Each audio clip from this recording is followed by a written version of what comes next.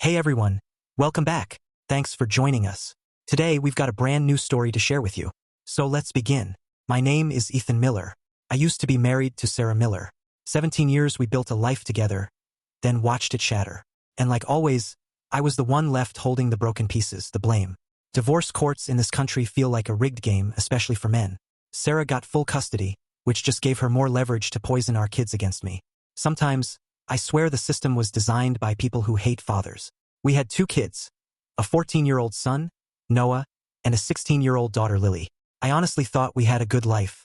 I loved Sarah, truly believed she loved me too. Our kids were bright, athletic, well-adjusted. Lily, my daughter, was my shadow. She had a sharp mind for numbers and science, wanted to be an engineer, just like me. When she got her driver's license at 16, she became my co-pilot at car shows, my grease monkey in the garage, tinkering with my old American classics. She even helped with home repairs, plumbing, wiring, you name it. Girl talk was for her mom, but everything else a homework, friend drama, boys, advice, that was our domain. We were close. Noah, our son, wasn't into cars. His passion was literature and civics. He dreamed of being a lawyer. He was always closer to Sarah, especially in recent months. Lately, though, something felt off with Sarah. She was distant, often lost in her own thoughts. I'd ask if something was wrong, but she'd just brush it off. Then came that Friday evening. I walked in at my usual time. Sarah was home, but the house was eerily silent. No dinner smells, no shouts from Lily. I figured the kids were out. Heading upstairs to change, I stopped. A little black dress, fancy lingerie, stockings, and high heels were laid out on our bed. It looked like we were going out, but she hadn't said a word. Sarah was still in the bathroom, putting on makeup. "Where are we going, sweetheart?" I asked, starting to unbutton my shirt. "We're not going anywhere," she said flatly, her voice colder than usual. "Then why the outfit?" "I'm going out." "Not we? Really? And where are you going dressed like that without me?" "Where are the kids?" "They're spending the night with friends. I'm going on a date tonight. I probably won't be home until tomorrow morning." I couldn't believe what I was hearing. A date? And she wasn't coming back tonight? Exactly. If it goes well, I'll spend the night with him. There's no way I'm letting this happen. If you're going to cheat, at least wait until the divorce. Stop being dramatic. There's not going to be a divorce.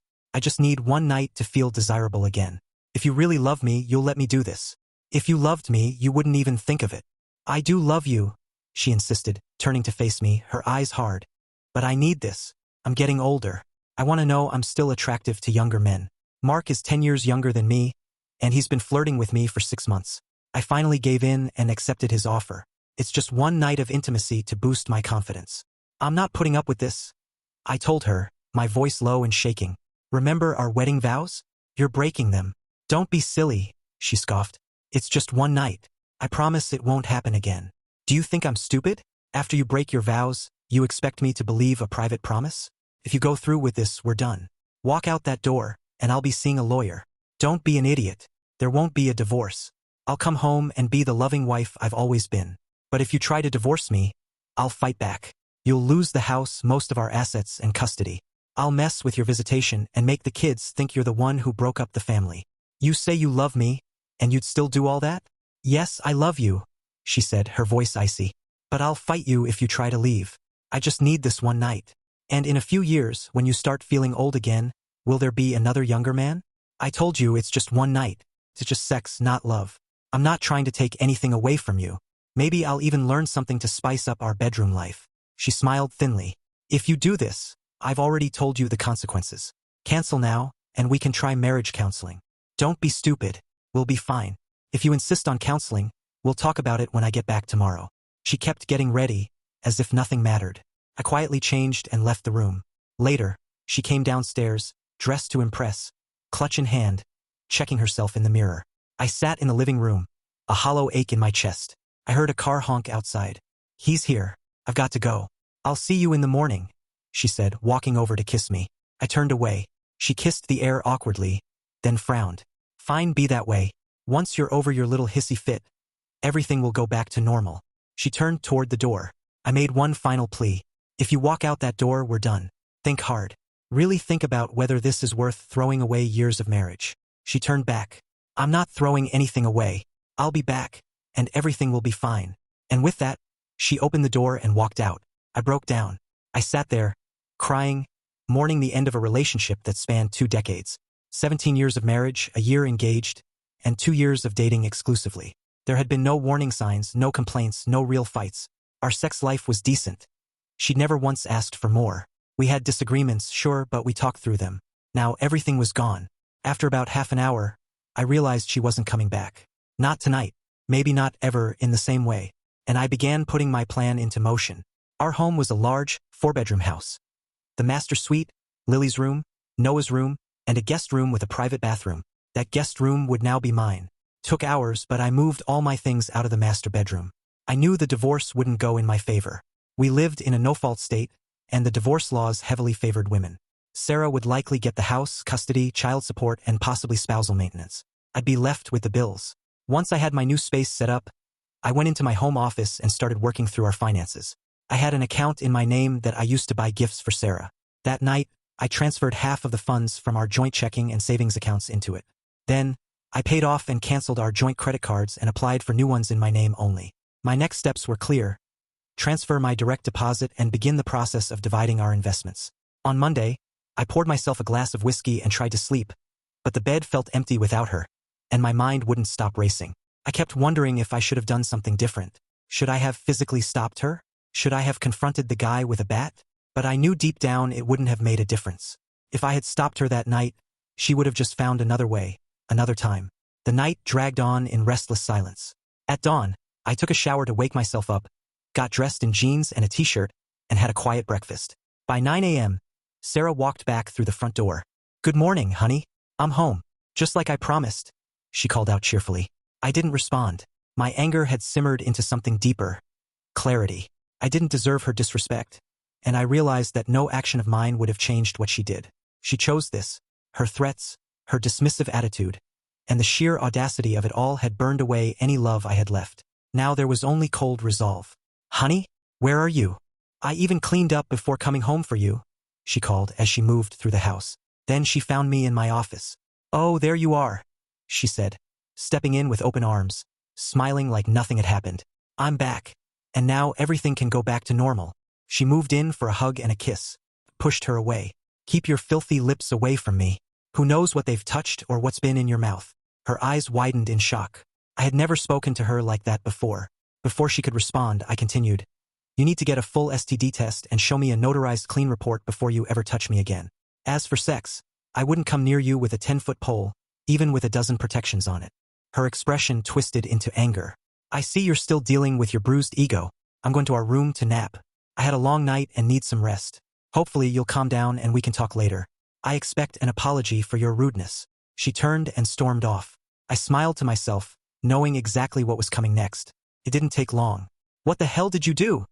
she shouted, storming back into my office. "Where are your clothes? Your toiletries? What do you think you're doing?" "What do you mean?" I asked calmly. "Your closet is empty. Your drawers are empty. You must be mistaken. Everything is where it should be. My clothes are in my closet, and my toiletries are in my bathroom." "They're not. I just checked." "Then you're confused. You think of the master as our bedroom. My things are in my new room in my bedroom." "You mean Noah's bedroom?" "No," I said. "Your bedroom. I've moved out.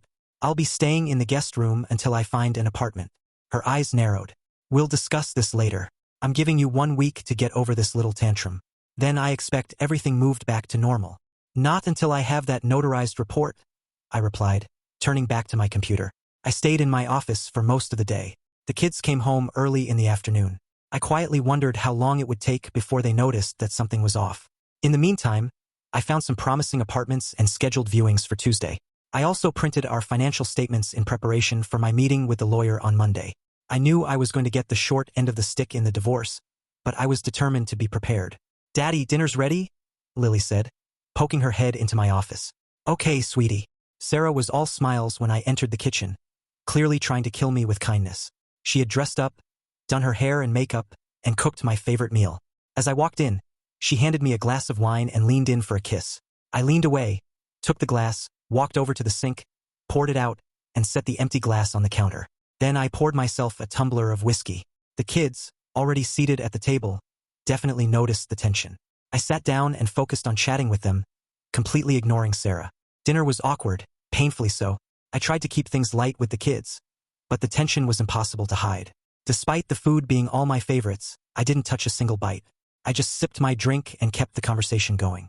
Dad, aren't you going to eat? Noah asked. Nope, not hungry, I replied. After what felt like the most uncomfortable dinner in history, I refilled my drink and went back to my office without helping clear the table.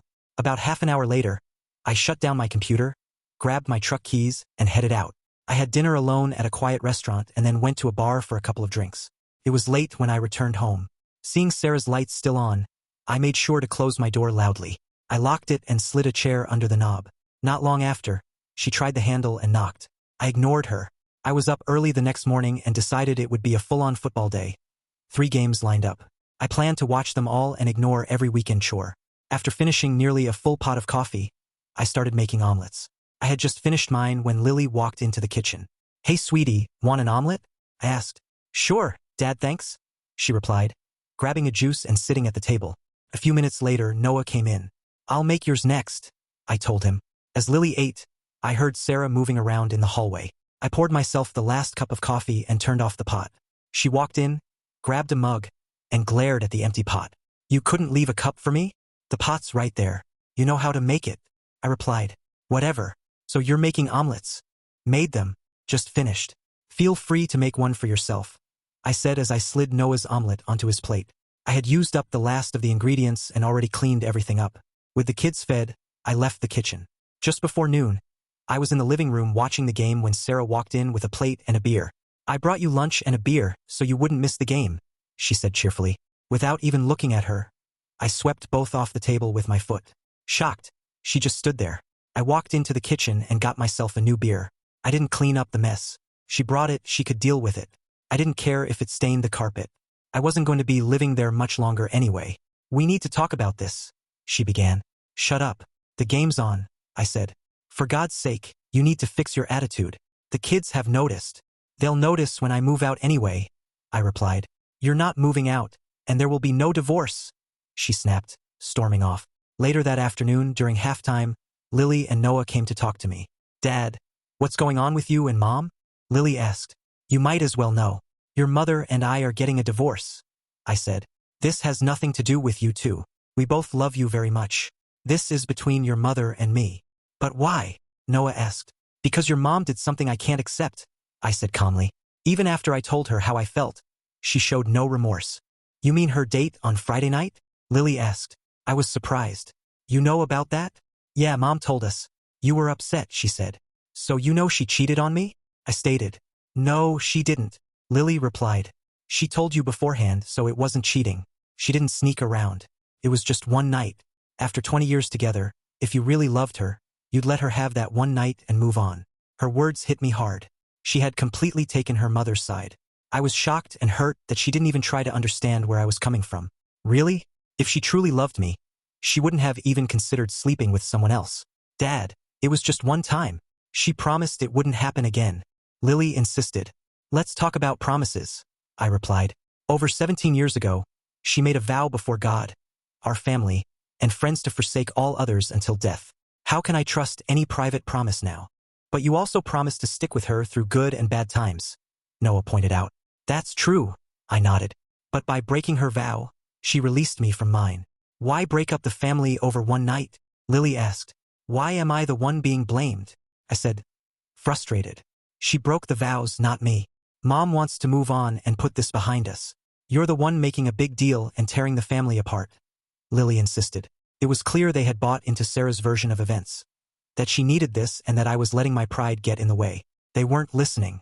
Eventually, they both stormed off when they realized I wasn't going to agree. I watched the rest of the game in peace. Later, I could smell dinner being prepared, but I didn't care. When Noah came to tell me dinner was ready, I grabbed my truck keys. Where are you going? Dinner's ready, he said. I'm going to the sports bar to watch the game. I'll eat there, I replied. But Mom, I'll be back after the game. I cut him off. At the bar, I enjoyed a burger and a beer. I paced myself just 1 beer per quarter, so I was fine to drive. By the time I got home, everyone was already in bed. I noticed the plate and beer bottle from earlier had been cleaned up, which made me smile a little. Monday morning, I got up early. First, I called my broker and had him split our investments into a new account in my name. Then I contacted HR to remove Sarah as the beneficiary on my retirement account and added Lily and Noah instead. I also changed my direct deposit to my new bank account. Finally, I let my boss know about the divorce and that I'd need time off for meetings in court. He was understanding and supportive. My lawyer confirmed what I already feared. I was likely to get the short end in the divorce. Custody would probably depend on where the kids wanted to live, and after yesterday's conversation, I wasn't hopeful. We began drafting the paperwork, and I asked my lawyer to have Sarah served at work that Monday. After work, I headed to the sports bar to catch Monday Night Football, ignoring all of Sarah's texts and calls. I did let Lily know where I was, but her response wasn't exactly kind. When I got home later that night, the entire household greeted me with cold stares. I went straight to my office, then to bed after everyone had gone to sleep. Tuesday morning, I left the house early again. Work went fine, and I took the afternoon off to check out apartments. I found a nice 2-bedroom unit, put down a deposit, and planned to move in on Saturday. I picked up a couch, table, and chairs from a secondhand store and scheduled them to be delivered that afternoon. I also decided to take my bed and everything from my home office with me. When I got home, they were having dinner and clearly hadn't set a plate for me. I smirked. I wasn't going to eat it anyway. I made myself a huge sandwich, grabbed a bag of chips and a beer, and went to my office. "Dad, why are you being such in a hole?" Lily asked, walking in. "Because your mother cheated on me, disrespected me, and threw it in my face," I said, keeping my tone even. I made it clear what would happen if she went through with it, and she did it anyway. "You can't break up the family over that. It was just lovemaking," she argued. "Lily, one day you'll be married," I replied. "How would you feel if your husband told you he had a date with a younger, prettier woman and planned to spend the night with her?" "I wouldn't like it," she said.